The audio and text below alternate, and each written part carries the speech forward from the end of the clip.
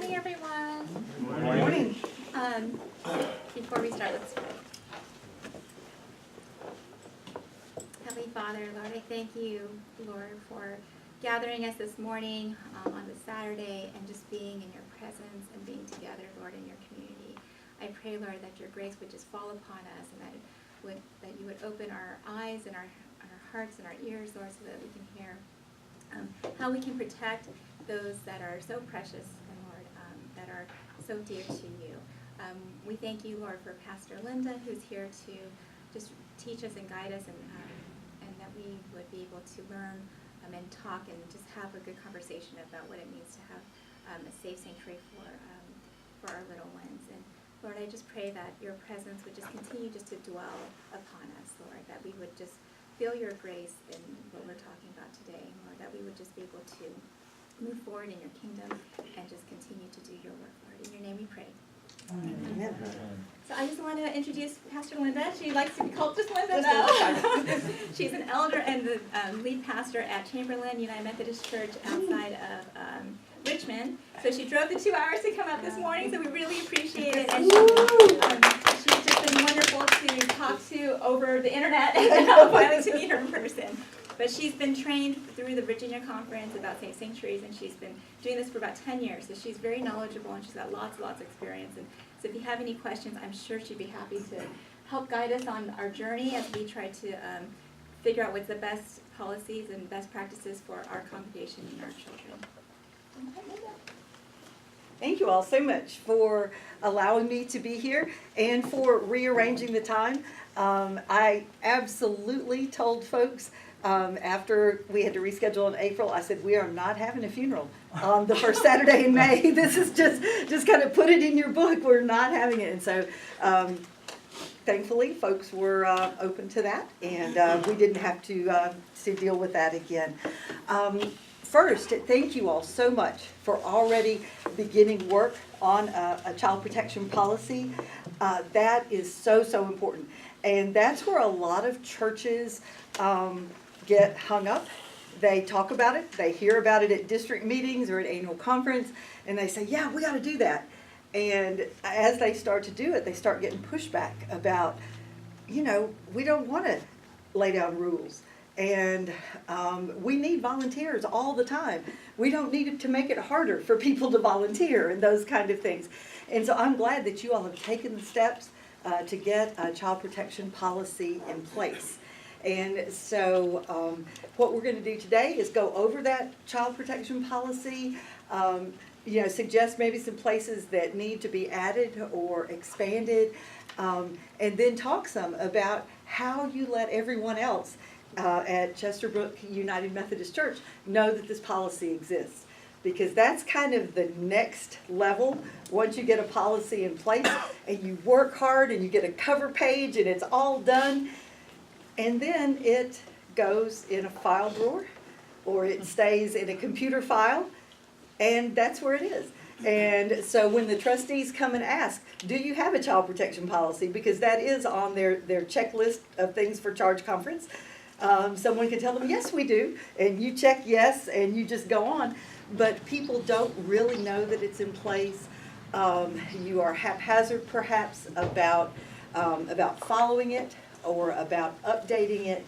And that's kind of where churches now are having to revitalize things.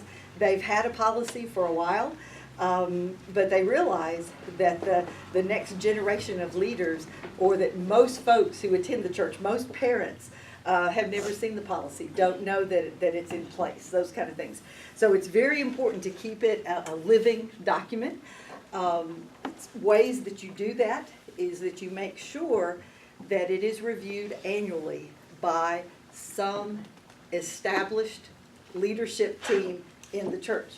And churches do this differently. Some churches assign it to the education work area. Some churches assign it to staff parish because that's where volunteers, that's where personnel folks come through. Some folks assign it to the trustees because the trustees are always having to give input about insurance coverage and those kind of things.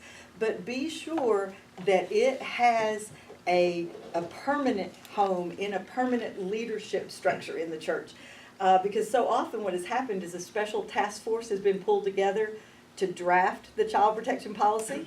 And once the policy is drafted, that task force isn't really a working body anymore, and it kind of gets lost. So find a place where it gets reviewed annually, and then make sure that it's on your church council agenda at least once a year for them to hear a report from whichever group has reviewed the policy.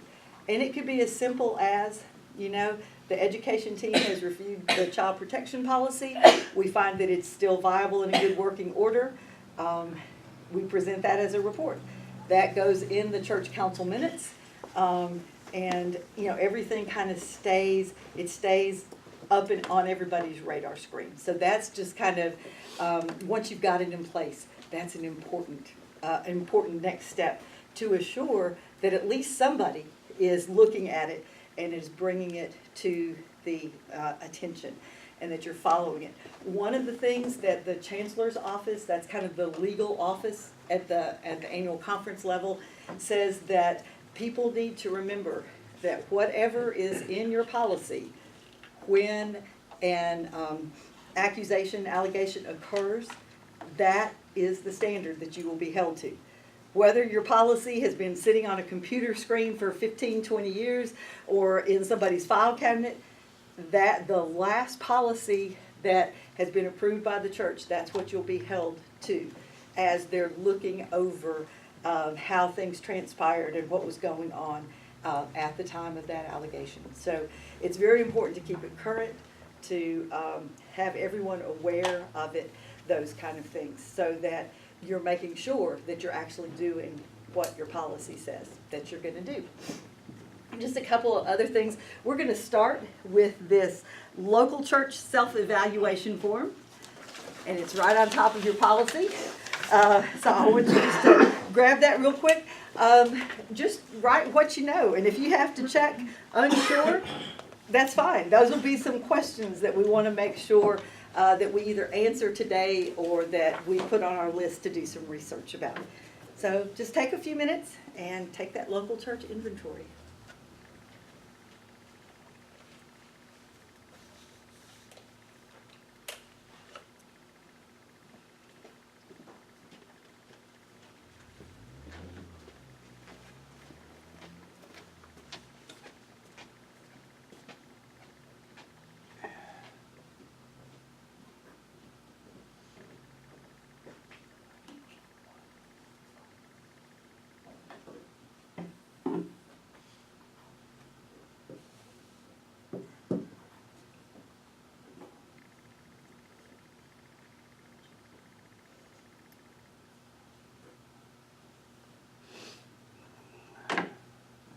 All right, y'all can help each other.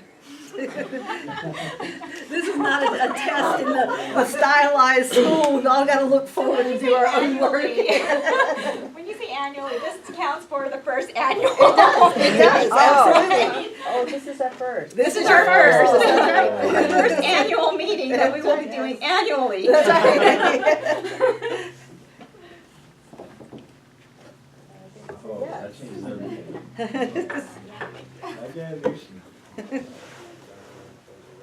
So see how important it is that you're here. I mean, you checked off a box already. Yes, this is not an experiment. It's not a trial. It counts as the first one.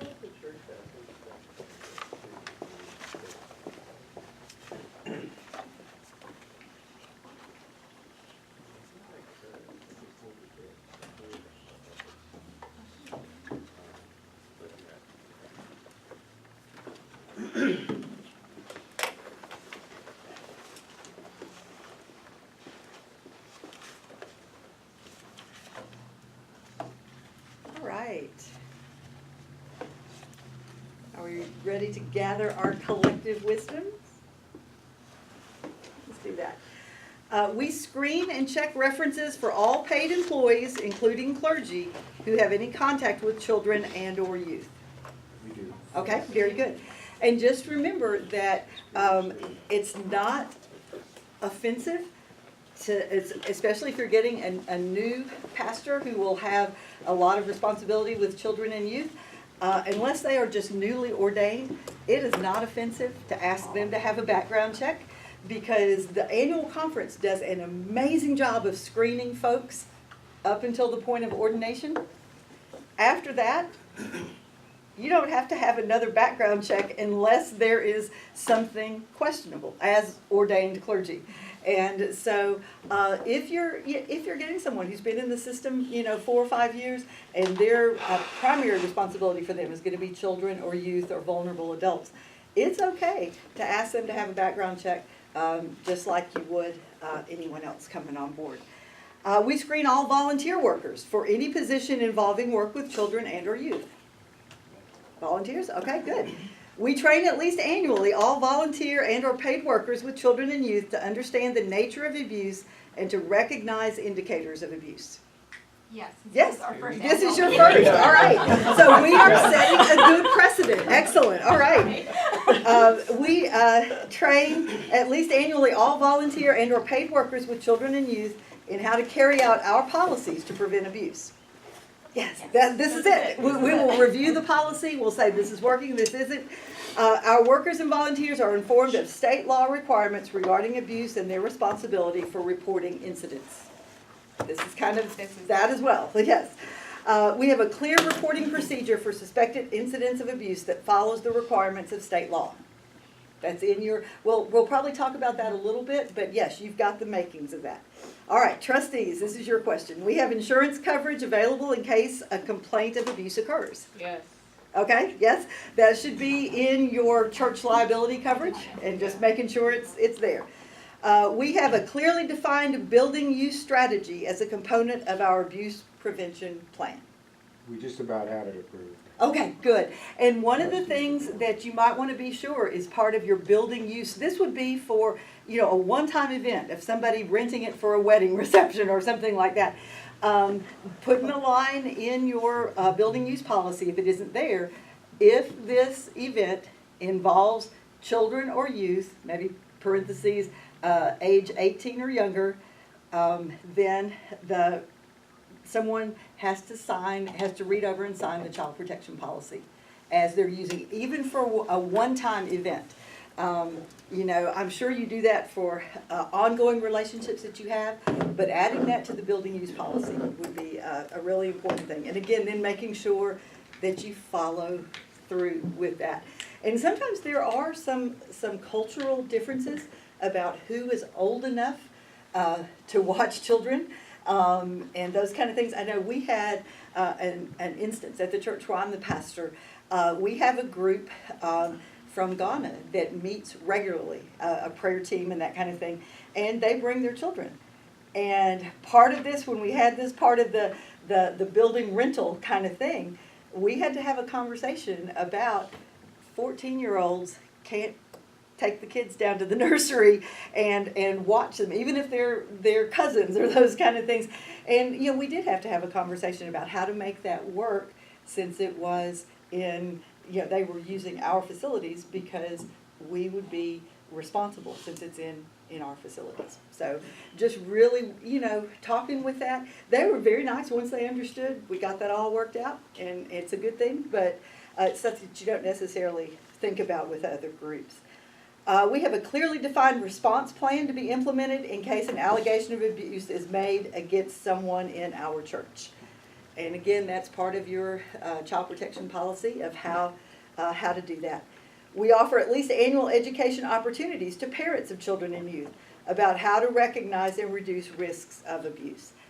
This can be in a children's church program. It can be in a youth program. Just making sure that parents are invited, parents are well aware of what the topic is going to be. But that's very important to just say, that is a message to folks.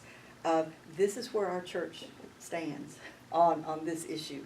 And we're here to partner with you, but you need to know these signs.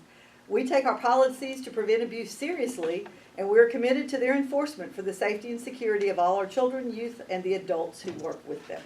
And I think that's a very important final line to underline. It's not because we want to hold our adults at arm's length and say, I'm just waiting for you to do something. It is a protection against the volunteers, the adults who volunteer, as much as it's a protection for the children and youth that are part of the programs. And so that's very, very important to realize. It is really protecting both groups because there can be instances where folks are accused falsely, adults are, and that will ruin somebody's ability to volunteer, ability to work, the way they see themselves, the way other people see them. It can be a very, very dangerous, very hurtful kind of thing. So you want to protect the volunteers as well. So y'all did really well with this. Good job. I like it. You don't know how many churches go, hadn't thought about that one. So that's good. We have a place to start.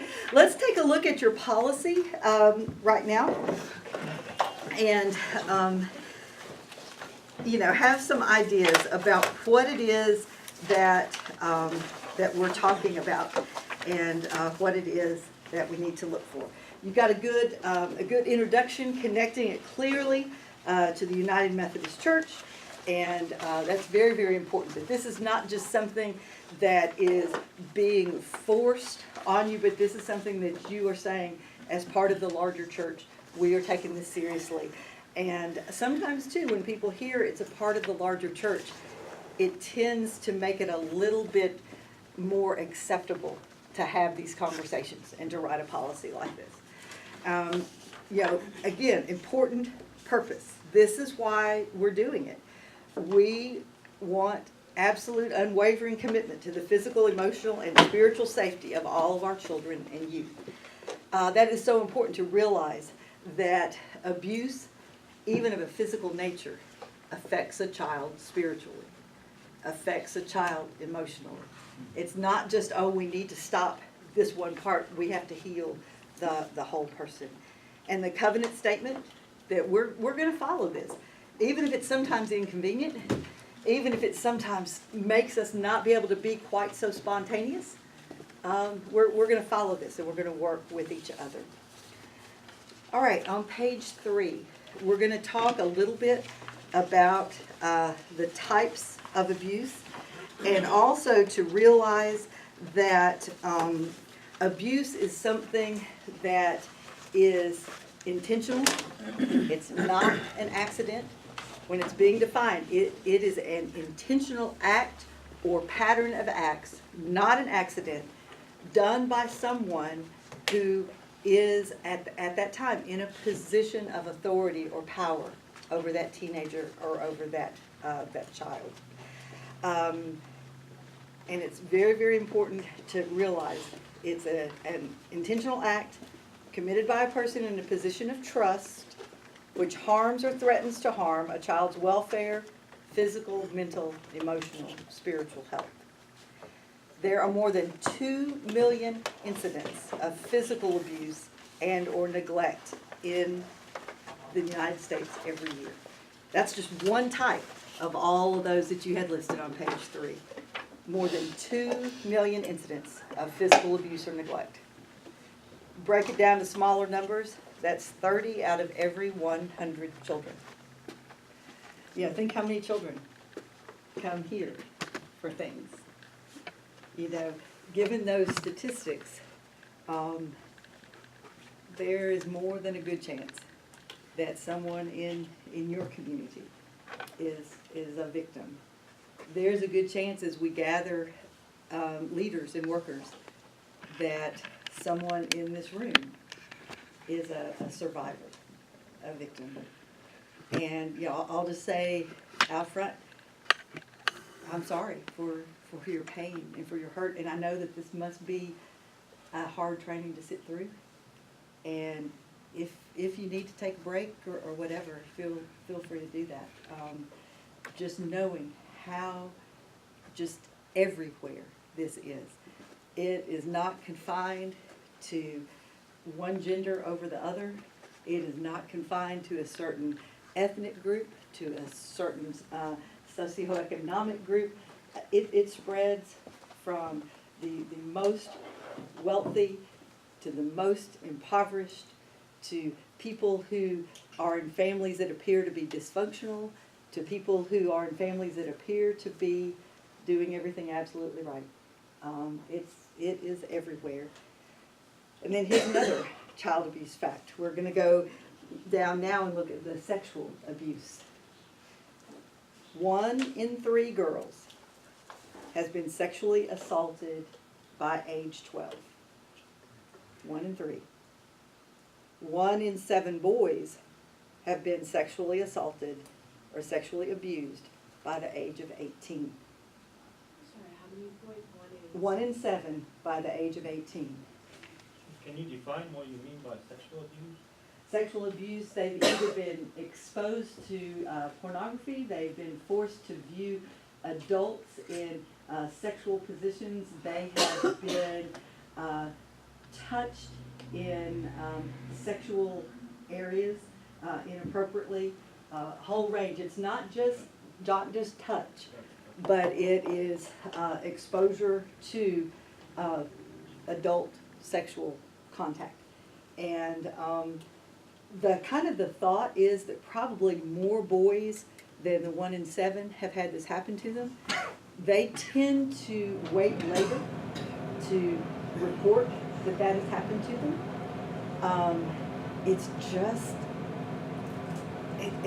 it makes them feel, it makes the girls feel, violated, but it makes them even more so because oftentimes the abuse is male on male, which is a whole different,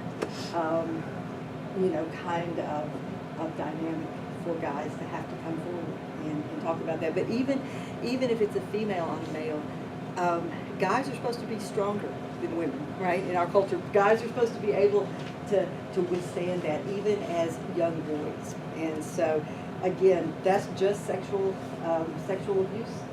1 in 3 girls by age 12, 1 in 7 boys by age 18. So let's talk a little bit about these different types of abuse. Physical abuse, as it's defined, is a physical injury, threat of injury, creation of a real significant danger of substantial risk of death, disfigurement, impairment of bodily functions. And again, things that are non-accidental. Underline, highlight, that is so important. Examples include asphyxiation, bone fracture, brain damage, skull fracture, subdural hematoma, burns, scalding, cuts, bruises, welts, abrasions, all of those kind of things, including poisoning, sprains, dislocations, gunshot, stabbing wounds. Oftentimes, physical abuse, for the most part, is the easiest to detect. And why is that? You can see signs, obviously. The fine line there is trying to decide, was this an accident or not? If marks look like things, objects that, you're not supposed to be having touch your body, belt buckles, irons, electric cords, those kind of things. That's kind of a sign that wasn't an accident. If it happens in places that kids don't normally get bruised or bumped or those kind of things, it might be something to look at. If the story that the parent tells doesn't match with the injury, that would be something to look at. There are different signs like that, but physical abuse tends to be the easiest to see because oftentimes it leaves a mark. Even in patterns of behavior, there are marks. There are, a child not wanting any kind of strength of touch at all because they're used to being hurt that way. But again, the fine line is, how do you know if it's an accident or if it's not an accident? If a sprained wrist, a broken arm, a sprained ankle, those kind of things, And some of the times it is watching and observing and all of those kind of things. Kind of a little note to put there as you're working with children and teenagers. When any kind of incident happens, accident or not, reporting it is the most important to someone. You know, if you're watching kids at BBS out on the playground and someone is swinging and jumps off the swing, and it's within safe ranges, but they land on their ankle and twist their ankle, making note of that so that it's just, and that way you can tell the parents, hey, you know, Jonathan jumped off the swing and twisted his ankle. I'm sorry, is that somebody's kid's name? Jonathan's taller than you now, it's okay. Well, I was using my youngest son's name, and he would do something like that. But you know, just kind of being aware of when kids get hurt, even in just the natural form of play and accidents and those kind of things. That gives a paper trail that is often necessary. And the more transparent you can be with parents, the better it's going to be. So that the kids don't get home and see, you know, their ankles swollen and they wonder, gosh, what happened? You know, if you say, hey, this happened on the playground, you know, and we had the nurse or whoever look at it, and you may be a little sore for a while, but that's a way right there to just say, you know, this was an accident. Because some of those things that don't leave those visible marks of other objects, sometimes there can be a thing. Did Jonathan just jump out of the swing, or did somebody push him out of the swing? You know, those kind of things. Okay, physical neglect. Failure to provide food, clothing, shelter, supervision for a child if the child's health or safety is endangered. Physical neglect may include multiple occurrences or a one-time critical or severe event. So there are a lot of things under physical neglect. Where that comes with, you know, watching kids in an ongoing group, those kind of things, is to make sure that physical neglect is not a part of how you operate your programs here. Make sure that there is adequate supervision, that kids don't have access even to the first aid kit, or to younger kids especially, to kitchen supplies and cleaning supplies and those kind of things. Making sure that they have the things that they need. I know when I'm teaching this course to clergy about how to figure out whether to report abuse or not, that's more than just the programs they're over. That's the, you know, the health and well-being of the kids as they interact and see them. Oftentimes the fine line here is physical neglect and poverty are not the same thing. Okay? And often how we define it is neglect is willfully using the resources that you have for things other than providing the basic needs for your family, for your children. So if you have a limited amount of money in food stamps and you get stuff that does not help the nutritional needs of your children, that's neglect. Poverty is a different thing. If you just don't have the resources, that's not a reportable offense. That's a family support. How can we help make this better offense? And inadequate supervision is often a question too. One of the things that I learned from teaching these classes a lot was that in the Commonwealth of Virginia, there is no minimum age besides just what makes sense. Obviously, you don't leave infants and toddlers unsupervised, right? But there is no minimum age for elementary school age children about when it is illegal to leave them home alone. So much of it depends on, you know, the maturity of the child. It depends on the neighborhood where you live. It depends on how long they're being left. It depends on what time of day they're being left. All of those kind of things. And so that's something that's often a surprise to folks. That just because you find a first or second grader home alone for a while, you think, oh, I've got to call Child Protective Services. Not necessarily. It's not, there's nothing in the law that says, kids under the age of 7 or whatever can't be left at home alone. So that's kind of a hard one. You may hear some stories about that, but the main thing for your purposes is this is what happens at Chesterbrook United Methodist Church. And you just have to make sure that at the programs that you offer, that these things are covered. That there's nothing that is going to affect in a bad way the health or security of the child. And that's primarily going to be the supervision piece, and it's going to be being very aware of the child's medical background, medical needs, food allergies, those kind of things. That's the kind of information that you have to take in, and it's better to be safe than sorry. Some kids will make a list of things they're allergic to, and it just goes on and on and on, pretty much until you have validation for another list. You take what they say, because it's better to be safe than sorry in that. But that is something, as a part of the intake information, you need to be very aware of peanut allergies, of dairy allergies, those kind of things, and know what to do in case an allergic reaction.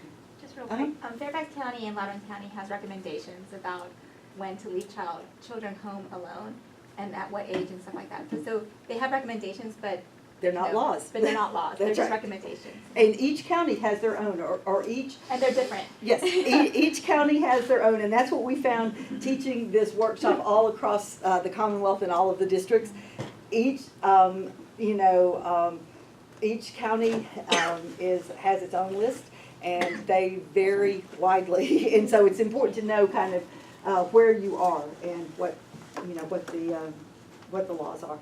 All right, sexual abuse includes any act defined in the Code of Virginia that is committed or allowed to be committed upon a child by his or her parent or other persons responsible for the child's care.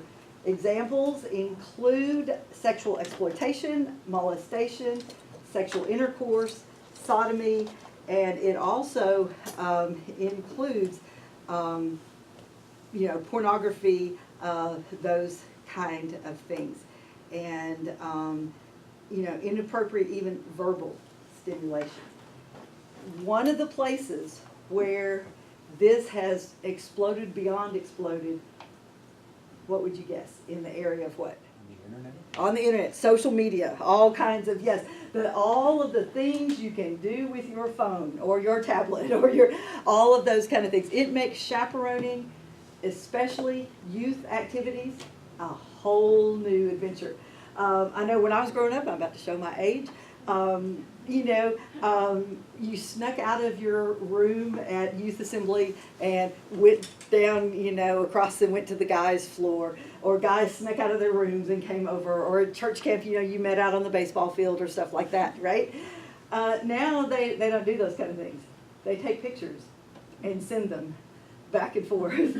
And, that can happen in a van during transportation. It can happen in a hotel room. It can happen all kinds of places. And the law is getting stricter and stricter for teenagers, especially at a younger age, of, being folks not only that are victims, but also folks who are causing others to be victims.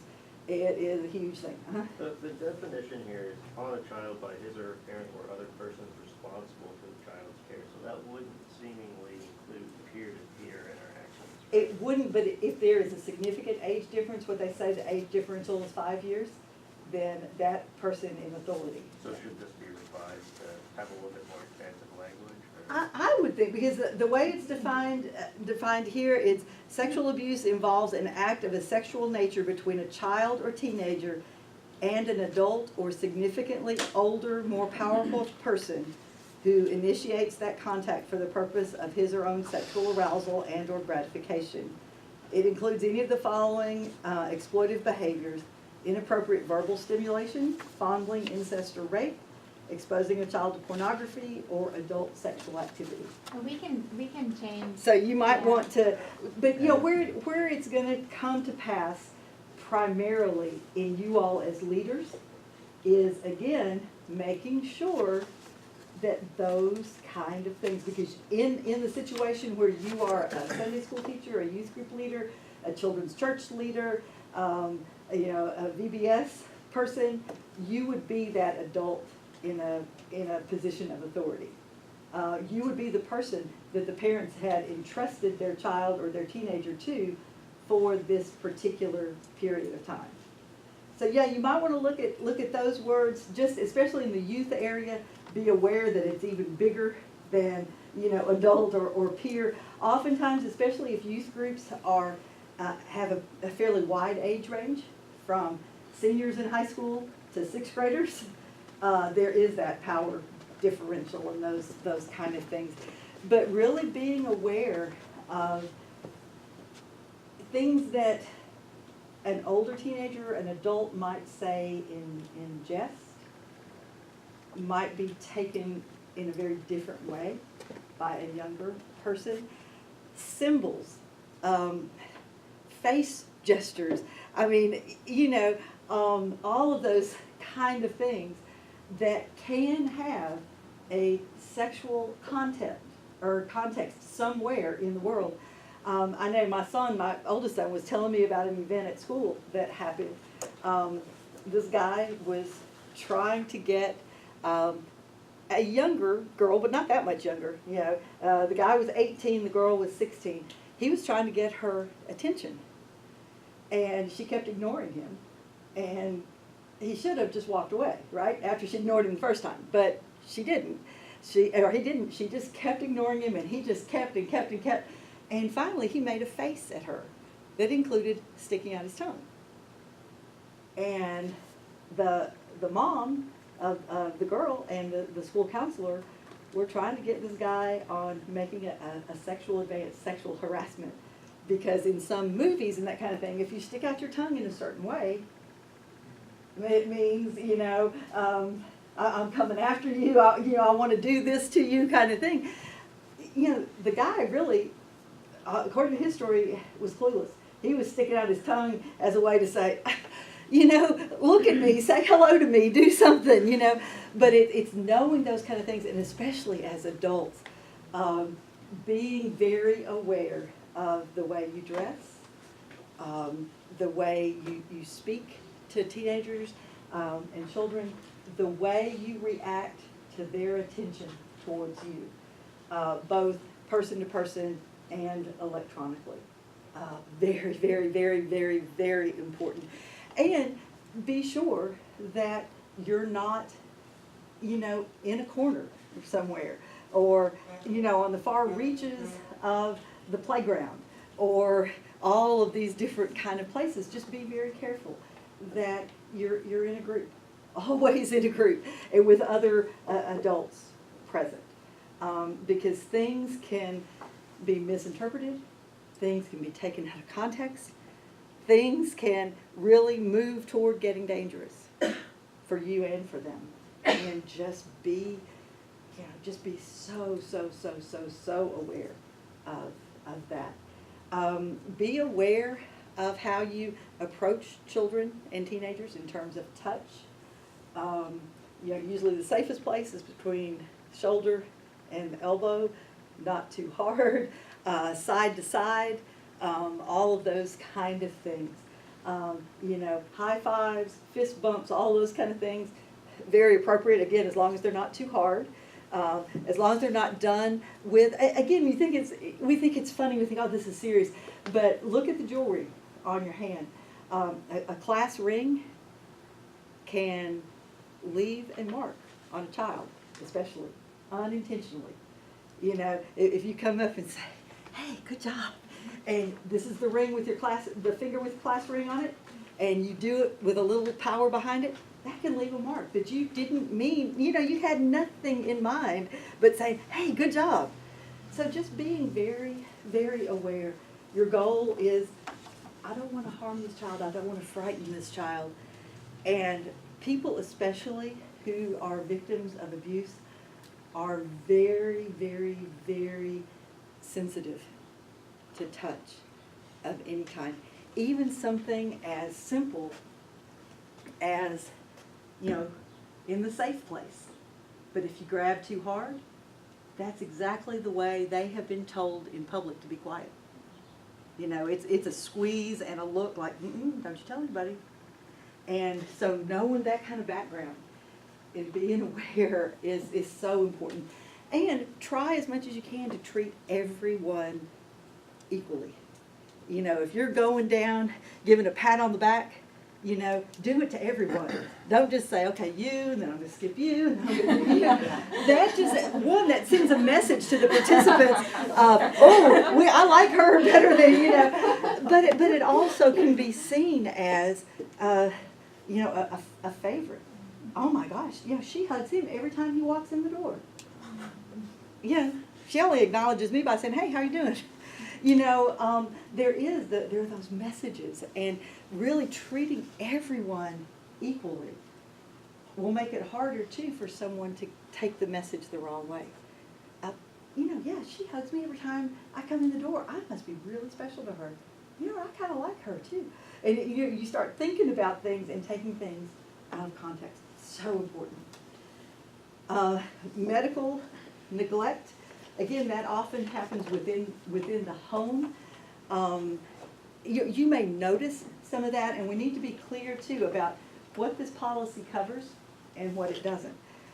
Child protection policies, safe sanctuary policies are designed to cover activities that you have at Chesterbrook United Methodist Church or that are sponsored off-site by Chesterbrook United Methodist Church. You may notice things on this list that are bringing red flags to you. If you do, I would say, talking it over with the pastor, with, the Sunday school superintendent, the education chair, whoever.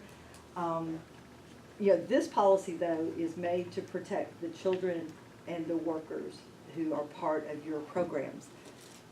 You do need to know, though, that your pastors, ordained pastors in the Virginia Conference, are mandated reporters because they have taken this class and done the online class through the Department of Education. And so if something was brought to their attention, they would have to report it, even if it didn't happen here at the church. They are mandated reporters in general. Some of the rest of y'all may be mandated reporters in your secular job. Teachers, physicians, those kind of things. You are, unless you're in that position here at the church, you are not considered a mandated reporter in this setting. You can be a conscientious reporter, and anybody can report something to the Department of Child Protective Services. Mandated reporters in their setting have to report things that they either see or that someone makes them aware. Okay? All right, failure to thrive, mental abuse and neglect, educational neglect, bizarre discipline. The mental abuse and neglect can happen, unfortunately, at the church. And sometimes in the way the church even presents things, not United Methodist churches so much, but some other churches in the way they present things, can really bring about a sense of unnecessary and irrational fear.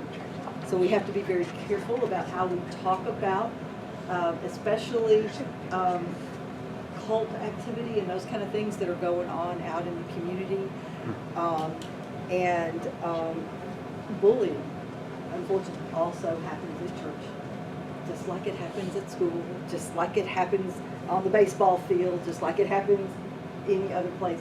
And the church really needs to be very, very focused and make sure that that doesn't happen here. It doesn't happen on electronic communication that's allowed through your programs. It doesn't happen in small group settings. It doesn't happen, youth groups or any of those kind of things where children or teenagers are made to feel afraid to come and be a part of that particular group. So that's kind of what you're on the lookout for in terms of the mental abuse and neglect. Some folks would say that educational neglect can happen if the church is not very forthright about educating children about the faith. That if we just kind of say, hey, church is a playground, and we're not going to take our spiritual formation seriously. This primarily, by law, has to do with school, but there is a moral imperative about making sure that kids have spiritual upbringing and those kind of things. So you can check off yes, we learned about abuse and signs of abuse. Oftentimes what will happen, physical abuse, people will try to cover it up. A lot of times kids will wear clothes that are inappropriate for the season, especially as it's getting hotter, and they're always wearing, completely covered hoods, long sleeves, everything. Teenagers dress like that all the time. That doesn't necessarily mean anything. But if you see it as a pattern, especially in a child, and it's perfectly okay to say, hey, can we push your sleeves up?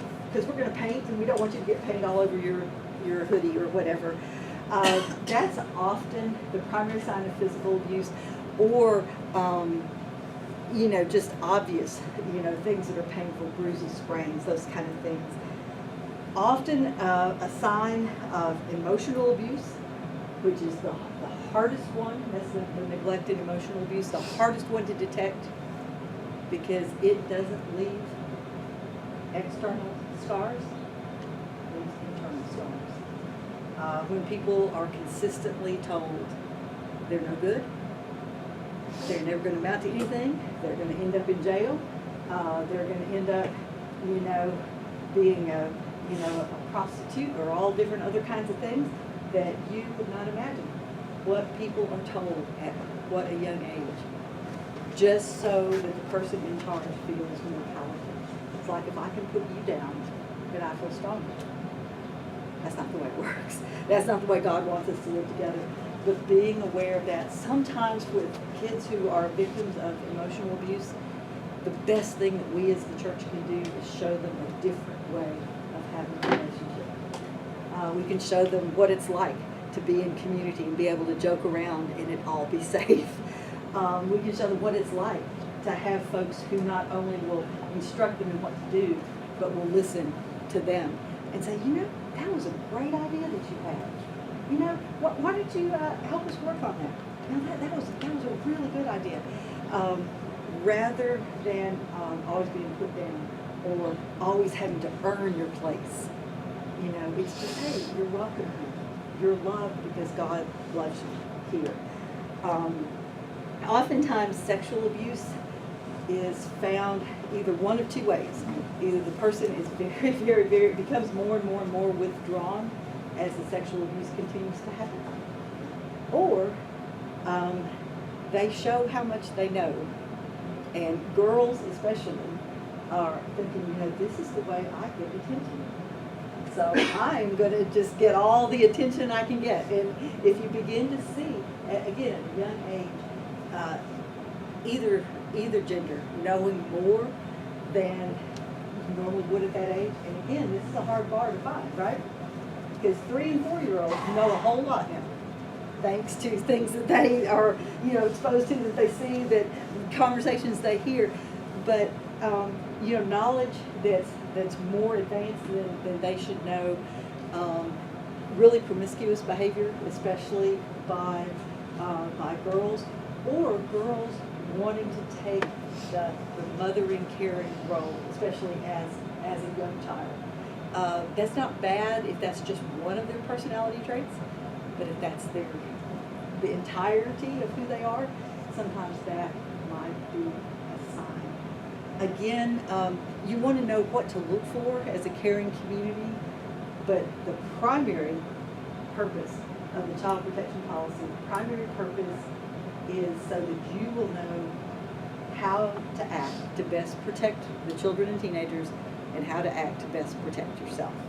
But if you happen to see things, if somebody happens to tell you something, then you need to know that you need to either report it yourself to Child Protective Services, or that you need to find one of the mandated reporters at your church to do that. Clarify a little bit about this mothering care trait.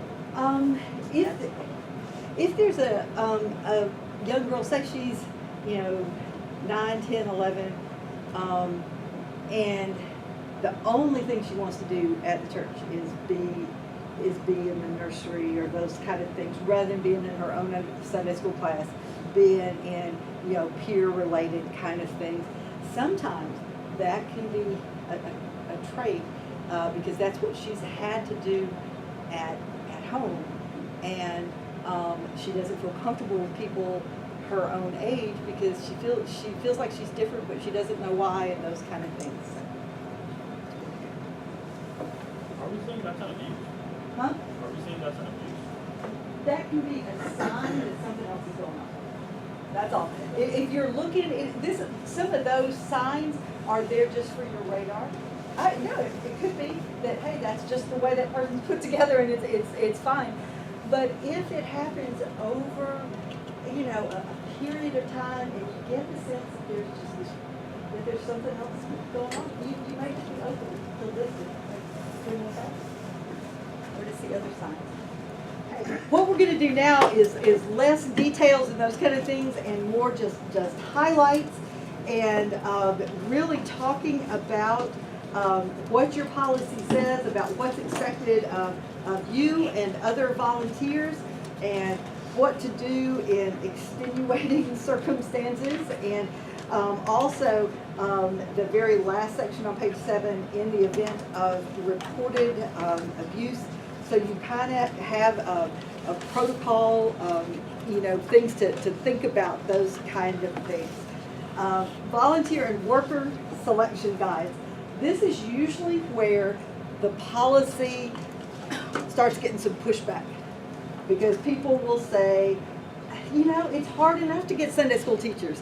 Are you telling me that they have to wait, 6 months after they attend or are a member? Again, be sure that is clarified, because a policy can be either way, or not have the 6-month rule. That's often suggested as a best practice, that someone either be regularly attending your church for 6 months or be a member for 6 months before they are given a primary lead role in working with children or youth. The reason for that, obviously, that gives people in the congregation a chance to know them better. It gives them the time to process the stuff with the child protection policy and those kind of things. And it just gets them better enfolded into the community. So that's seen as a best practice kind of things. Having them know, you got that in number C, actively attending. So just make sure that you have a way of verifying that. Again, you don't want people saying, well, gosh, he showed up and 3 weeks later he was going on a youth mission trip as one of the lead folks. And man, I had to wait, it was like they were holding me at arm's length and looking at me and those kind of things. Just make sure that your policy is consistent. But the 6-month rule, again, it's clearly stated, actively attending. Just make sure everybody knows what that means. Is it just coming on Sundays? Is it just coming once a month or so? Is it coming to other activities besides? All of those kind of things. And, the background check, again, it's clearly stated that Chesterbrook pays for it. That's excellent. Again, is that in the budget somewhere so that this will be an ongoing thing? That was one thing that I have done at the churches where I've been the pastor. It goes in the SPRC budget, and we use the company that the Virginia Annual Conference uses. And basically, we say, we know we're catching up, and we budget for 4 people every year to get the background check, so that we are just, and we have kind of a list of here's who we're going to get, and then next here's who we're going to get, so that we continue to have that ongoing pipeline. But again, it will stay solid in your church's program and DNA if it's in the budget. So having a place to continue to expand your leadership base, very, very, very important. And know what you're going to, do about folks who come back with some kind of conviction. And also saying, is this a one-time thing for the criminal background check? Do they have to be redone at certain intervals? Some churches where I've been, they said, I don't think we can afford to have them all redone every 3 years or every 5 years. So they put a line that says, the SPRC can request an individual to have another background check if it is deemed necessary. And but again, you need to be clear about, is this just at the start of your service, or are they expected to be redone at particular intervals? The conference office does them every 3 years. Other agencies and those kind of things, I think, do them every 5 years. But the main thing is just you have an understanding of what's expected. And again, make sure that you do that. Also have a safe place to keep all of the background checks and the applications, so that there aren't a few over here and a few over here and a few, they're all in one place, so that if there's ever a question, you know exactly where they are. And that way, anybody and everybody doesn't have access to them either. Because, you don't want anybody just coming into the office saying, oh, well, let's see here. Well, let's see exactly what it says. I mean, that's confidential information that needs to stay. Talk a little bit about the difference between a volunteer and a supervisory volunteer. I mean, is that kind of a term in the church generally? It was in number C. It says volunteers with a supervisory role, such as Sunday school lead teachers. And so I think it is kind of that hierarchy of somebody who is like a lead teacher, a lead middle school youth counselor, those kind, and that tends to vary with every church. But that makes it easier to, again, when you're starting to build this, that makes it easier to build that leadership team, because you can take the supervisory folks first, and then you can use other adults as their partners who maybe have not yet been screened or those kind of things. And it lets you build into that and have a larger leadership base. Do y'all want to say, because you're the ones that, this is your church's policy? Yeah, that's generally the case, though, for elementary school, for instance, we have a lead teacher, and then to follow our policy, we should have another adult there, but that other adult doesn't necessarily have to be screened, the lead teachers do. But, we'd like to have everyone screened, but, as long as the lead teacher has been screened and has taken the training, then we've met the minimum requirements. So it's a way to make the most of the money and the resources and stuff that you have. Vacation Bible School, I know that's coming up. That's a way where the lead teachers, that kind of format works really well, because you're going to have lots and lots of classes. You're going to have people spread out probably more than you normally would in a regular Sunday school kind of environment, and really using the lead teachers as the screened folks, and then ways to bring in other adults. They are still being, they're working together, they're making sure the policy is being followed, but it's a way to spread out your resources so that you can have a larger event without being, feel like that you don't have enough volunteers that are screened or that are on the list or whatever like that. And so that's very, very important to use that, and to use space. In a larger space, you can have lead teachers kind of in highlighted areas, then with other folks to use small groups. I know youth groups do that a lot. they'll have smaller groups, but if they're in a larger space where everybody can see everybody, then you can use some folks who are not yet screened with, you know, lead counselors, lead teachers, whatever you call them in youth group. And so that's, again, a way. The main thing is you want everybody in plain sight. You want to make sure that conversations and interactions are appropriate and are focused on what it is that the group's trying to accomplish. So what are you exactly screening for? Criminal? So Okay. what if they, you know, committed a crime 30 years ago and they repented and they're excellent, you know, Christians? What are we trying to prevent? So then those people cannot serve as teachers? Again, each church does mainly what they're looking for, at least from a conference standpoint. They're looking for, and it says it in number F, anybody who's been convicted of any type of physical or sexual abuse or neglect. That's the primary thing that they're looking at for working with children and youth anyway. Again, when you're hiring for different things, you know, if you're hiring for a business manager, you don't want to get somebody who, you know, has a felony of some kind of, you know, stealing or embezzling or those kind of things, you know. But for children and youth, you're primarily looking at their track record in terms of abuse and neglect. All right. I just wanted to share one Okay. story. There was a situation I heard about where there was somebody who was getting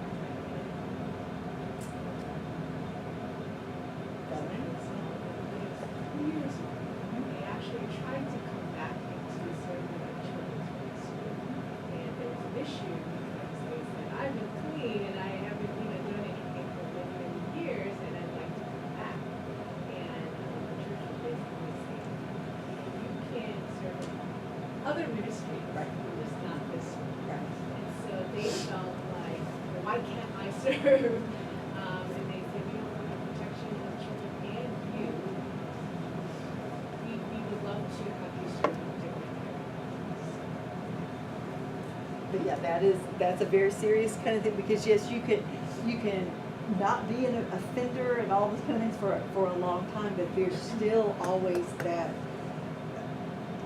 if something happened, you would be the first person that would be looked at, whether you were even in the area or not. All right, you have some good program guidelines. I'm glad that you've gotten, we're on page 5 now, to 20 students or more, 20 students or less, overnight, off campus, all of those kind of things. And you know, I think it's important to have those things. Again, being very sure that those are things that you can uphold. And what are you going to do if there is a situation where you know that the policy is not going to be enforced? Do you cancel the event? Do you reschedule it? Do you let everyone know ahead of time and have them sign off on it that there aren't going to be the requisite number of chaperones or those kinds of things? All of those are considered best practice responses to a situation. A lot of times this happens with day trips. You know, you have everybody signed up, you have everybody ready. You know, a chaperone has to cancel at the last minute. There's no one to take their place. There's enough room in the van for everybody to go.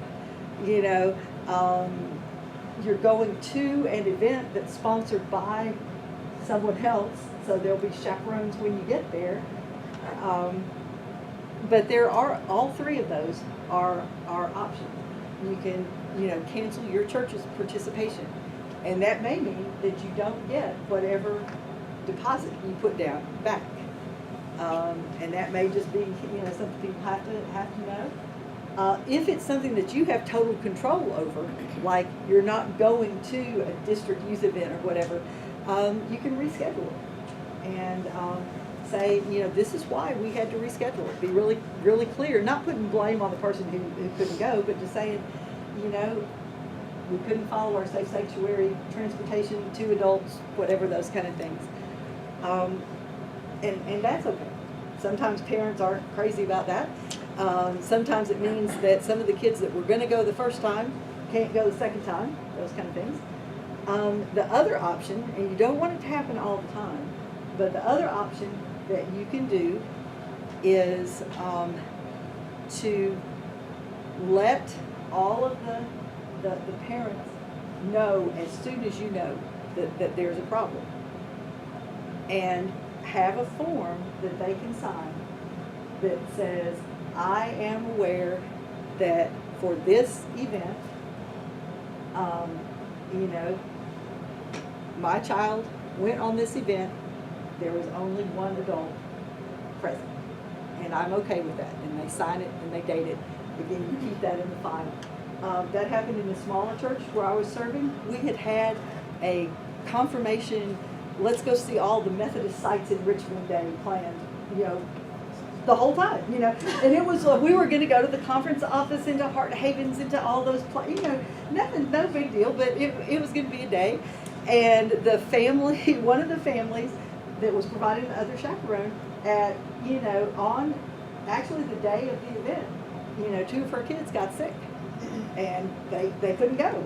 And so I called the other 4 students that were in the class and let them know about that. And I said, you know, it's your choice. I said, you know, we really couldn't reschedule it because it had to be during the week because all these things are closed on the weekend. And this was their spring break, you know, and so, and I let the parents know. I said, you know, it's your choice, either way. And the kids ended up going, but I had a form for them to sign that said, you know, on this day, you know, I gave my child, and they put the name, permission to go on this event. I was aware that there was only one adult, and they signed it, you know, and I kept them. I kept that form to make sure. Again, you wouldn't want to do that all the time, but that is, especially for smaller churches, that is an option that you can do. But again, be very transparent, saying, you know, this is the situation, and I just wanted to make you aware that we weren't specifically following the policy. It's very important that with overnight kind of things that you have things spelled out in terms of who sleeps in what room. I'm glad that you put down that adults and students don't sleep in the same room. That's a huge change from the way chaperones worked when I was in youth group. There was always one adult and 3 students in every room, right? Well, kind of what's the thinking now is that it's more dangerous for both the chaperone, the adult, and for the students in the room. And it's better for the adults to be next door, adjacent doors, whatever, but have adult on adult and child or teen on child or teen. I have a question about the large group. Okay. So it says at least minimum 2 supervisors for 20 or more students. I think this will work for youth or older kids, but if we have like elementary and preschool, it's 20 kids, and 2. Oh, it says at a minimum, but should we divide like age groups, or we just leave it like that for 20? Minimum 2 supervisors for You know, you might say, and it would be something to think about, you might have more of a ratio, a closer ratio for younger children, or realize too that younger children may not do those large group events as much as, you know, they tend to be more in their classrooms, I would think. Or if they were coming to a large event, their teacher would normally come with them. Is that kind of the way y'all's programs go? Or can you envision a time when you would have a lot of preschoolers or kindergartners? like for example VBS, you know, kids, we are trying to go on a daily trip to somewhere that for 20 students, like elementary school, minimum 2 or like. It wouldn't work. Right. Yeah, no, so this is a minimum requirement. So Right. I mean, like, I think that we could always make it more, we would want it more Oh, like, okay. I, Right. Okay. Yeah, and this Yeah. is on campus too, so On that would campus, be like yeah. having everybody in a room, you know, Okay. at the Yeah. Montessori school or something Yeah. like that. And then it's different for off campus, and I think that's even for a day trip, it's important. Uh-huh. You are right. For programs where we've had about 20 or more, or less, like sunshine events, or like even sunrise events, we've had more than 2 students. We recognize that with age, the younger that they are, they require more. And we have to follow the state of Virginia, or Commonwealth of Virginia's Right. minimum requirements For for ratios, age. yeah. For ratios, yeah. And are those ratios listed I don't think somewhere? so. That would be an important thing to add, that our goal is to have student to teacher ratios and have those in there for. Could you send us the ratios? Yeah, where we can get that information. We do have one under B, overnight off campus. Right, you have the 1 to 7. But then for infants in the nursery room, if we need to follow this Commonwealth of Virginia, and then for children elementary school age, and then I think over 12 or something like that, it's much, or maybe over 6, it's much bigger, but it's no more than 20. Okay. Yes, good idea of reading that. And I think, again, you all have really laid stuff out for being off campus, being in hotels, being in dormitory kind of rooms. This is where I'm going to quickly bring in something that is part of this is not your ordinary safe sanctuary training. And I will leave you the information. It has to do with, it has to do with the LGBTQIA plus inclusion. And you know that the United Methodist Church is struggling with that. We've been struggling publicly with that between, the call session of General Conference, between the Judicial Council review, the traditional plan being the plan that is set to go forward, but also the language that remains in the discipline about that we are an inclusive church, and we pray and minister with all kinds of folks. And I don't know what Chesterbrook, I'm always taking a deep breath with this too, because I have no idea where you all are on this, but just be aware that anytime you're working with children or teenagers, this is going to be a part of the community, just like the ratio of the folks who are victims of abuse that we talked about earlier. Whether you're aware of it or not, you may or may not be, but this will be a part of discussion, and it does have to do with several things. It has to do with housing accommodations, whether you're at a lock-in at the church, whether you're at church camp, whether you're at some other kind of conference event center, those kind of things. And so I brought you a couple of things, the two things that they wanted to lift up. This is also from Discipleship Ministries, which is our general church's kind of network for safe sanctuaries. They said, one, there is not a one-size-fits-all housing policy for transgender or gender non-conforming youth or children. It's important to communicate openly with the youth about their needs and desires to create the best solution. There's no reason why an LGBTQ youth shouldn't bunk with straight identified peers. The primary concern in this situation is the possibility for bullying and harassment. Counselors and chaperones should be trained to identify and deal with bullying and harassment, and they should seek support from youth directors and or administration if that persists. Education of parents is also important. The two kind of areas that this impacts are restrooms, which are both on campus and off campus, and housing, okay? And it says, for one, make no assumptions about a young person's sexual orientation or identity. They're the ones that tell you. You don't say, I'm betting. You know, yeah, we don't do that. We don't judge people one way or the other, but make no assumptions. You don't assume that everyone coming to your program are straight either. I had that happen in a really small church in Fredericksburg. We didn't have that many youth, and they wanted to have a lock-in. I thought, okay, we've done lock-ins before. This should be fun. We had plenty of adults. We had all this kind of stuff. And since we didn't have a lot of youth, we asked them to invite their friends. That's a normal procedure, right? You invite your friends. You don't have to register ahead of time. We had 6 young men show up that were couples. And it was like, okay. You know, we have a fellowship hall kind of like this, and we had a Sunday school room over here where the girls were going to sleep, and a Sunday school room over here where the guys were going to, and it was like, okay, what do we do? But it wasn't a problem. Once we figured that out, and once we figured out how to be welcoming and hospitable, it worked. You know, they watched movies just like everybody else did and played ping pong and flashlight tag.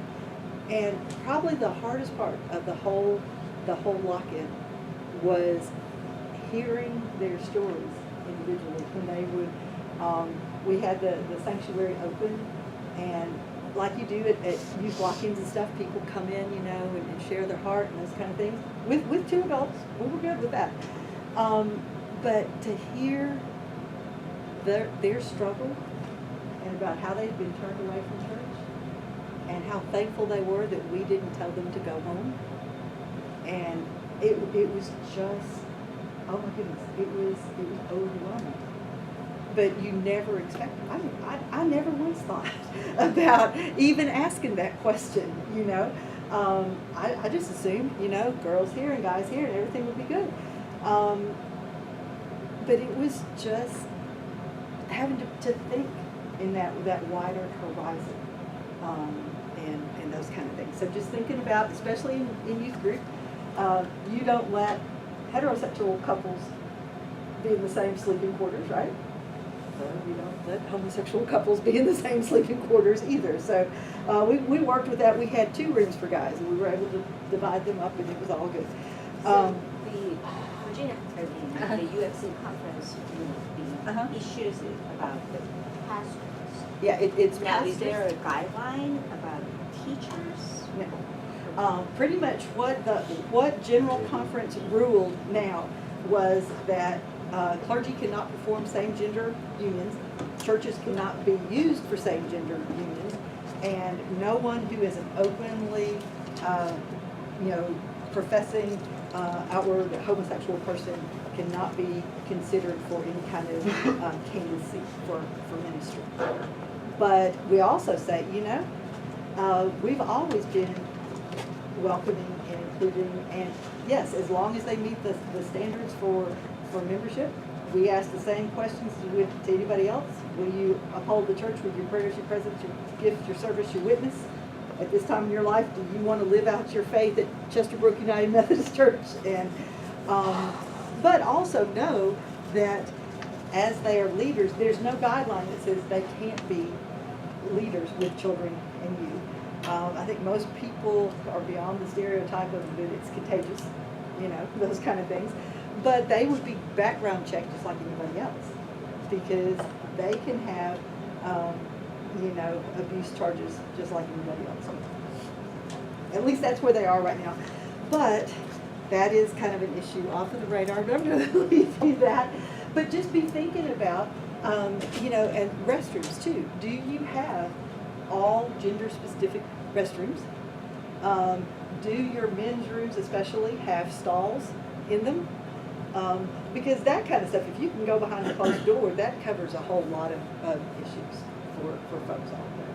But those are things to just start thinking about as you're renovating, as the trustees are saying, oh, we may need to upgrade the bathrooms.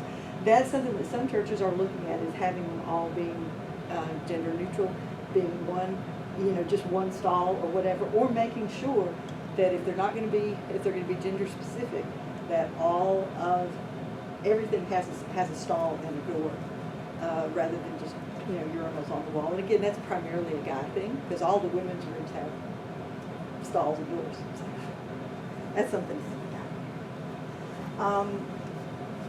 So anyway, you all are doing really, really well with those kind of things. I would be thinking about some of those issues, though, should it come up. And the transportation is excellent. And I think also, do you have anything with the church's insurance about how old, what's the minimum age for the drivers? Sometimes it's 21, sometimes it's older. That would be something to check into. And again, it's not always for, if you're driving a, a church van or something, or a church bus, sometimes you have to be older. Yeah, we have, four of us. Okay, very good. So just knowing that's in there. And sometimes in the transportation thing, churches will also say we're going to check their driving record. Some child protection policies say that we'll check your driving record. Others say, hey, if you pass the background check, you're good. We're good. So that would be something to think about in terms of transportation. Background check isn't typically, let's say, when I was barred, I had to have the states checked out. So I had to go through states for 5 or 6 years. Is there a kind of standard best practice based on all the states have lived in the last few years, and just to check out Virginia, or what's that process? You all know because you've used the. Well, we use the same. Right, the one at the recommended, conference, yeah. I think that's correct. Is anyone on SPRC? Yes, they. Yeah, I think that's the one Yes. we use, I know for sure. And I think it is a multi-state, if you've listed other addresses, so that, because they were aware that sometimes if it's not, if you don't spread abroad in the field, that people slip through the cracks. They don't want that. Especially in this area. Absolutely. Yeah. And even down into Tennessee, I mean, the whole pipeline. Yeah. Very good. All right, I want us to look a little bit at the bottom of page 7, in the event of a reported abuse. Okay, if a suspected incident of child abuse or neglect occurs, and that occurs, in a program, in something that's happening at Chesterbrook. We want to be really clear with that. Or is revealed to a volunteer paid staff person at a Chesterbrook UMC sponsored activity, the adult in charge of the activity will. So that's kind of, okay, that's the first PowerPoint. The adult in charge of the activity will.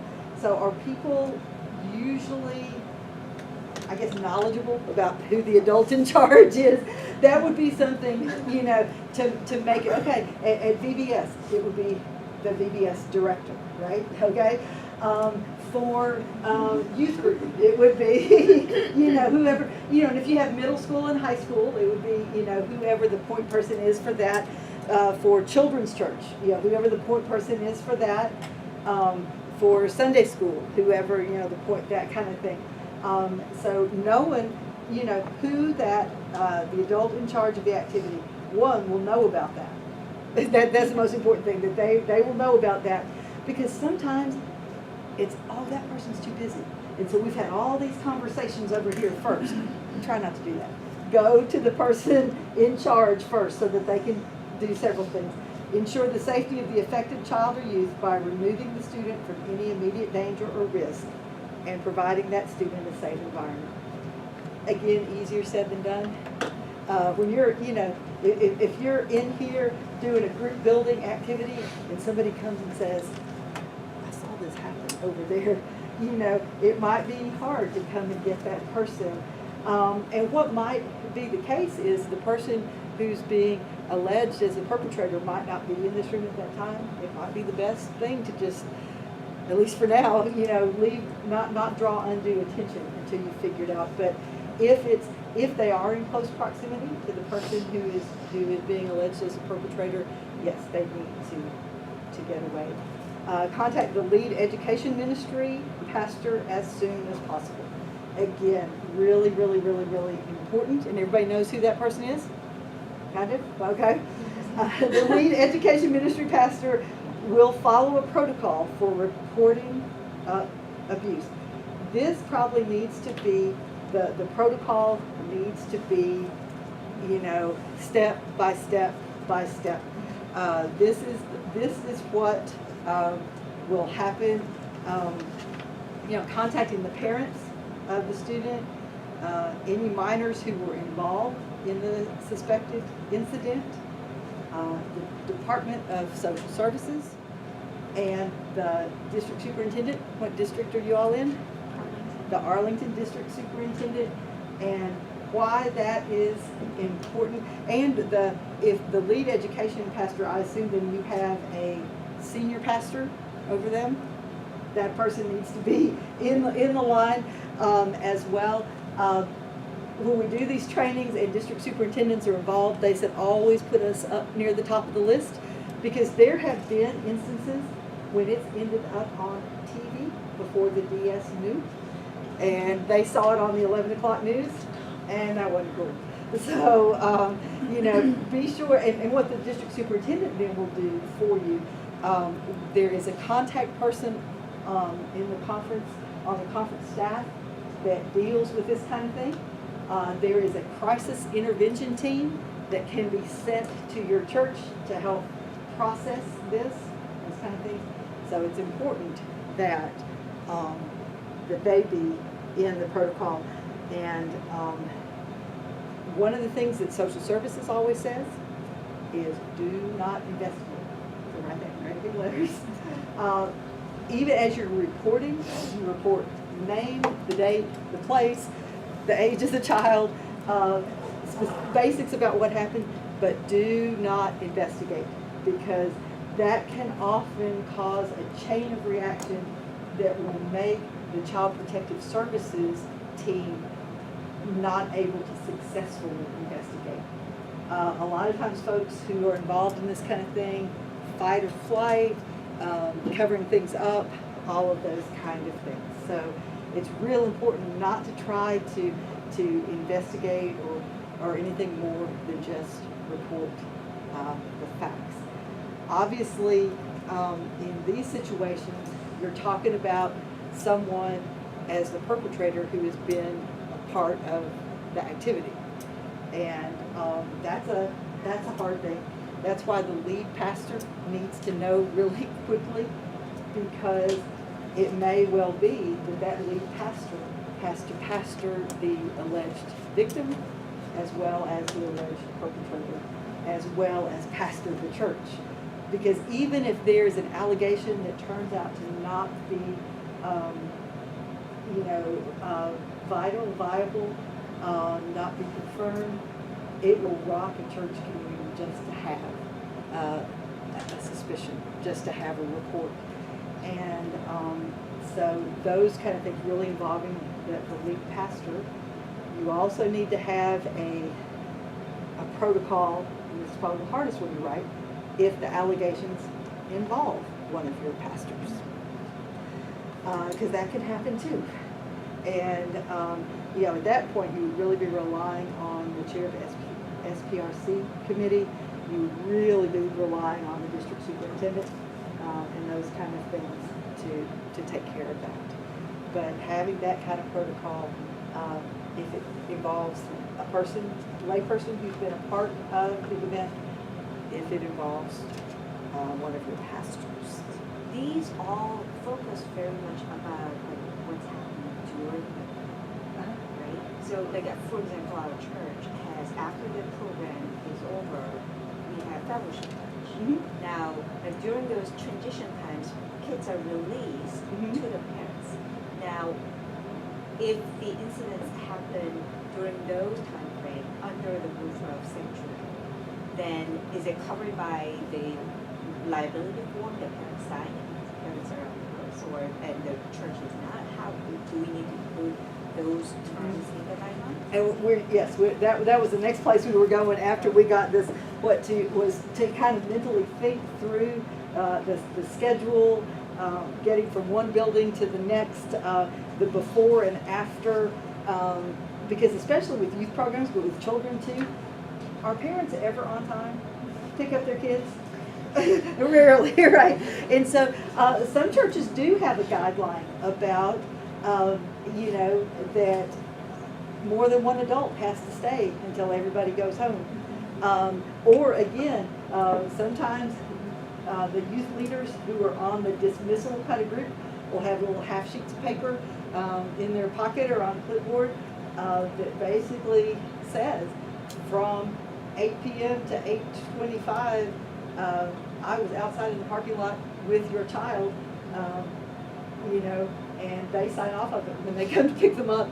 Again, you have that paper trail of, yes, we realize they were out. But again, when you're in that situation, try to be in the most visible place. Unless it's raining or freezing cold, be outside in the parking lot, close to a street light. Don't be inside in the building way back somewhere. Just, really protecting yourself and those kind of things. But yes, we're going to get there. But I would really work on that. Another thing that is often added to the protocol is that the church designates a spokesperson for who will be the only one communicating to the media, to any of those kind of things, because unfortunately these incidences have gotten so prevalent.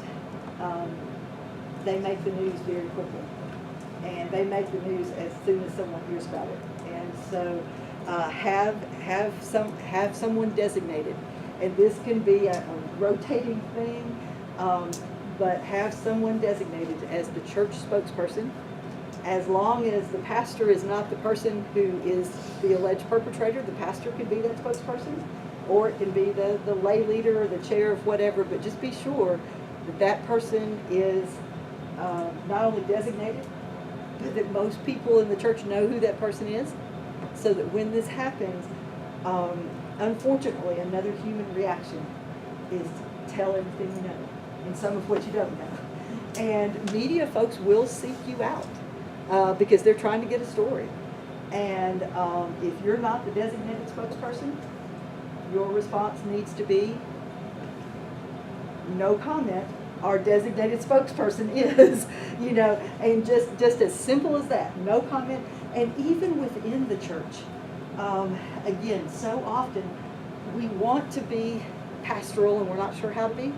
And the prayer chain gets to be, an incredibly unproductive source of information, some of what is true and some of what isn't.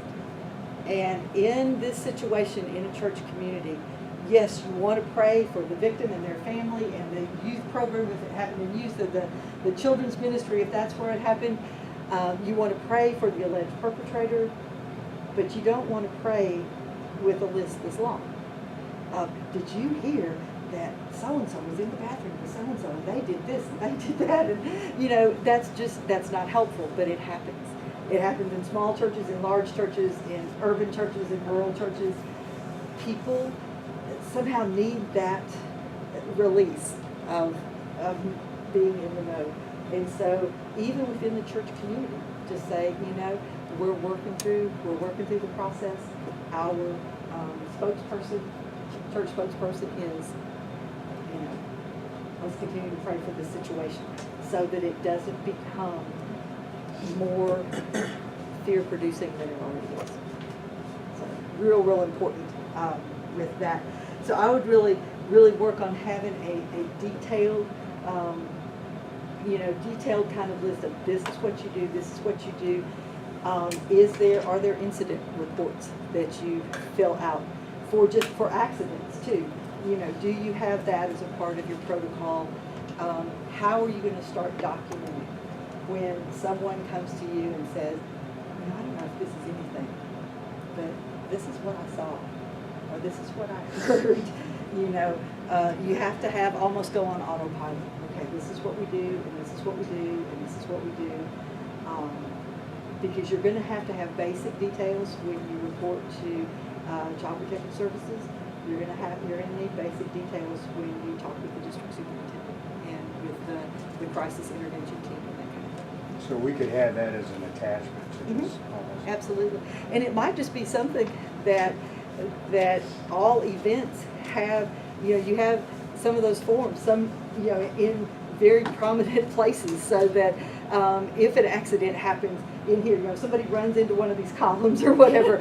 I mean, it could happen, that, it's real easy just to document that and I know we think it's funny, but it's kind of like if you have, even 20 or 30 kids in here and the event lasts an hour and a half or so, you're not necessarily going to remember to tell somebody's mother as they're walking out the door kind of thing. So just having that paper trail so that you can go back, and see what kind of things are going on. All right. Now I want us to think about, just kind of take a minute, stretch and think, and I want you to be able to describe to me the different spaces on your plant where ministry happens. Where group ministry happens, I guess. So what happens in here? Well, you haven't seen we have another whole building. I've heard about it. That's why I'm trying to Yeah. think. Okay. So we have another whole building Okay. where where all of our education happens Mhm. for nursery all the way up through youth group. Okay. And so all their services are over there So even worship is over there. for For the children? Okay. The main service up here, the chapel, is Mhm. for adults, and then youth through praise, and then they're dismissed to Okay. walk down to the education building. Okay. So kind of be thinking about that. On Sunday morning, how does that transition happen? Now, let's start with the teenagers. How does that transition happen between praise time and the other building? They walk down. Okay. Do they walk by themselves? Do they walk? I have no idea. Oh, okay. Pastor Sam? All right. Usually just one person, two people? Okay, as a group, good, okay. Well, and that's important. I mean, it may seem like a silly question, but again, group is always better. Knowing where folks are, safety, you're walking across, parking lot, different things like that. Very, very important. Is that when the starting point of responsibility comes in? Or is it prior, is it when the kids come to church? And again, you all decide that. When is the handoff from the parent to? A lot of times, most policies it's thought of that when they set foot on the premises, then it's where you all are. When they're on your property, they are your responsibility. Even if their parents are here with them. And that's something when you're having a parents meeting, you might really lay out those guidelines, those expectations. This is when we expect that you're watching them. This is when, but even when the expectation is that the parents are watching them, somebody kind of needs to be watching to see where you all, where people are and those kind of things. But that would be something that would be very important to put in your policy. Some policies are very specific in terms of pick up and drop off when the parents aren't here. They say, the policy is in effect from 15 minutes before the event starts to 15 minutes after it ends. And that's kind of the understatement, that is and that's primarily for youth, but also for children's activities. And hopefully that's an encouragement for parents to not drop their kids off an hour early and have them just wandering around, in the parking lot and playing on the basketball court and stuff. And that they will be more timely about picking them up. But again, whatever is in your policy is what you're going to be held accountable for. So spelling that out would be really important. Is it understood that as soon as they get here, that they are Chester Brook, you don't want to say property, but responsibility? And what does that, after a small group, just dismissed them for lunch, I automatically think of that. My job's done. I get this. Again, it depends on what your policy says. I know at some conference events, that's exactly how they spell it out. For children and youth activities like at Mission University and that kind of thing, that has a child and a youth class or component, they are very specific, and the permission form that you sign, that's exactly what it says. It says, I understand that my kids will be a part of the children's class and the youth class. from this time to this time, they will be with your parents from this time, or they will be on their own, whatever, however you want to say it. But it is, sometimes it's very spelled out, what the expectations are. Because my only reason to use church dismissed them, they went to lunch. Mhm. Parents are back with them together. Uh-huh. It's kind of like myself. Okay. But I guess it's I think our education ministry will need to discuss this. Mhm. further. Absolutely. And just like, Representative said, that we need to kind of decide, Mhm. who takes over when and who's Right. gonna be in charge. We need to decide. Right, absolutely. And also, Andrew just made a really good point Okay. that, we have to consider what our insurance covers in Mhm. terms of children on campus, Mhm. whether they're in our care or not. That's right. And so that's something else to have in the conversation, just to understand. Very good. So is that building accessible today to see? Yes. Okay. Is it? Yeah. Okay. The doors are open already. Yeah. Oh, okay. So I would think that would be a good thing. One is to go over there. The other thing that really kind of be things to kind of look at as you're walking through your building, look for places that are not well lit, both inside and outside, and make plans to, improve that somehow. Lighting doesn't take away everything, but it certainly deters something. Think about church calendar. Are there times, I don't know if outside groups share your space as well, but are there times when outside groups and church groups maybe are sharing restrooms, are sharing drop-off and pickup places, those kind of things?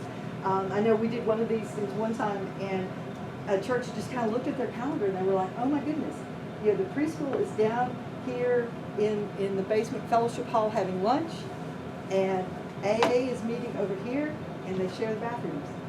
They never really thought, it was kind of like, wait a minute, we need to do, not that AA folks are bad, but it's just here are adults and children sharing bathrooms. Not probably the best idea. And so just kind of be aware of church programming, church schedule, church calendar, choreography kind of things. Electronics, also be aware of church laptops, church internet, how is it protected, password protected, all of those kind of things, because you are responsible for whatever is published, linked into all those kind of things from your site. And so, again, you want to be very, very careful with those things. The Boy Scouts found this connection out really, really quickly, 10 or 15 years ago. They realized that most churches now had laptops in the sanctuary that weren't locked up and weren't password protected. And my goodness, did they have fun with the laptops when they were just, they'd kind of disappear for some free time, and all of a sudden the church was finding stuff coming up that they, didn't know anything about.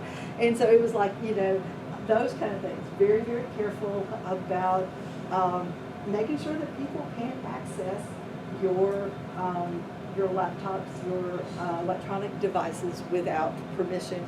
We have that written into our Safe Sanctuary policy. We say that, no one under 18 and under can access one of the church computers without adult supervision. And it's just right there. And that means children of the pastor and children of the music director, and my kids had a fit when I put a password on my computer, and I was like, look, Safe Sanctuary, gotta have this. But it was, it just made sense. Not that they were doing anything bad, but it was just, those would be the first people they'd look at if there was something. So you just protect them, and protect yourselves. Because restrooms can be some of the most dangerous places, strangely enough. Other places to watch would be like the stairwell, make sure everybody comes up together as a group, and folks don't lag behind, and those kind of things. So what happens after everybody has their Bible classes? You said teachers and students come back up here. And then is it just the children and youth and their teachers who have lunch, or does everybody have lunch? Everybody. Everybody has lunch, okay. And so that's where you would want to Again, make sure that the handing over of responsibility is clearly spelled out. You know, whose responsibility are the kids and teenagers when they're in here at lunch, you know? And whose responsibility is it to make sure they all stay in here and that they don't eat really fast and go out on the playground with no adults out there, or go wander through the building? Can you tell I still have children at home that don't want to stay at the table? But just making sure of those things, making sure it's clearly understood whose responsibility the children and teenagers are when you know, when you're in here, or those kind of things. The other question I would have is, what kind of relationship do you all have with the preschool? Is it a separate entity? Do they have their own child protection policy? Okay. They do. So the preschool belongs to the church, but there's also a Montessori. So there's two different schools here, but they have their own policies and they run everything. But since it is connected to the church, you might want to find a way of at least having a bridge of communication, or be very clear that they are their own and you don't have a bridge of communication. But having that clearly understood, you know, and maybe putting that in your policy, that this policy is for Chesterbrook UMC only, and that the preschool has their own, even though they have your name, that they have your own, that they have their own, and they are totally separate from the church in terms of. So those would be key things to look at. All right, anything else that goes on besides Sunday morning? Friday night fellowship, like youth group we had last night. Okay. Is that every Friday? Is that once a month? And so again, how are kids, you know, dropped off, picked up? Where does their activity normally happen? All of those kind of things. You know, do the parents sign a permission slip release for the whole year, or for each activity, or, you know, those would be things to look at. And again, do they ever spill out of the building? And if so, you know, are people watching, you know, a semi-dark parking lot and that kind of thing? Because, you know, parking lots are another place that you have to really watch. You love to share things with the community, but oftentimes the community will share your parking lot. You know, my teen hasn't gotten home yet. You can say they left the church at 8:30 p.m. You know, I saw them get in their car, they left. And so at least there will be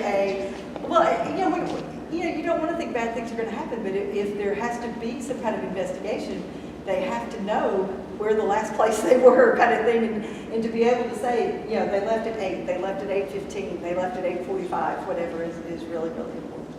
We usually have the youth text and let us know when they get home. Oh, okay, excellent. That's even better. Very good. But just having that follow-up that shows care, but that also can be incredibly helpful to the parents. And that way, too, if a parent called and said, my child hasn't gotten home yet, you can say, yeah, you're right, I haven't gotten a text from them either that they arrived home. Or they texted you, but they didn't go home.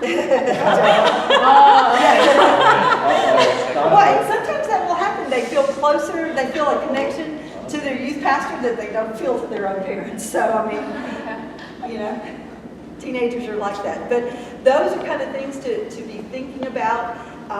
The things I would really look at is the absolute, you know, chain of command kind of thing about when an alleged incident happens, and then being kind of framing up when are parents responsible and when is the program staff and volunteers responsible.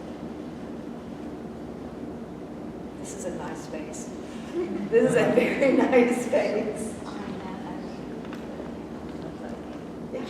Well, it is, and it makes everything look so much bigger and more modern, and all of those kind of things that really draw younger families. That's really true. And just making sure that there's always a backup plan for somebody, you know, for them getting from one building to the next, or those kind of things. And it's really good, I think, that your youngest folks stay right here, and parents drop them off here and pick them up here. You know, that's a good plan. All right. I think we can go next door. We can have questions and This is